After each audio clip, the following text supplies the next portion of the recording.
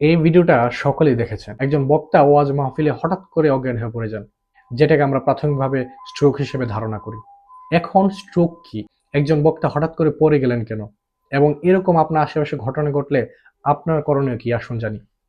প্রথমত, স্ট্রোক হচ্ছে আপনার মস্তিষ্কের রক্তনালীতে যদি কোনো কারণে রক্ত না পৌঁছায়, এবং রক্ত না পৌঁছানোর ফলে অক্সিজেন সাপ্লাই হয় না, এবং অক্সিজেন সাপ্লাই না হওয়ার কারণে আপনার মস্তিষ্কের কোষগুলো মারা যায়। আর এই মস্তিষ্কের কোষগুলো মারা যাওয়াকে আমরা স্ট্রোক বলি। এখন স্ট্রোক দুই ধরনের, একটা হচ্ছে হেমোরেজিক স্ট্রোক আর একটা হচ্ছে ইসকেমিক স্ট্রোক। হেমোরেজিক স্ট্রোক হচ্ছে আপনার মস্তিষ্কের রক্তনালীগুলো যদি কোনো কারণে ফেটে যায়, ফেটে গিয়ে আপনার মস্তিষ্কের চারপাশে রক্তক্ষরণ করে, এবং রক্তক্ষরণ করার কারণে আপনার মস্তিষ্কের কোষগুলো যদি মারা যায়, তখন আমরা তাকে বলি হেমোরেজিক স্ট্রোক।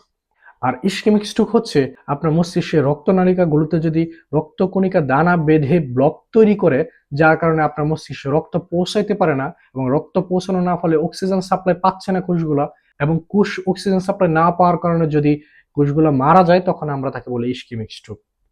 এবং এই ইসকেমিক স্ট্রোক এবং হেমোরেজিক স্ট্রোকের কি কি লক্ষণ দেখা দেয়, আসুন আমরা জানি।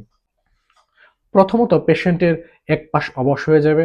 তাকে যদি আপনি হাসতে বলেন, তার গালে দুই হাসি অসমান হবে, এবং সে কথা বলার সময় বেঁঝে বেঁঝে কথা আসবে। এমনকি সে অজ্ঞান হয়ে যেতে পারে, যেটা আমরা মাহফিলে বক্তার মধ্যে লক্ষ্য করি।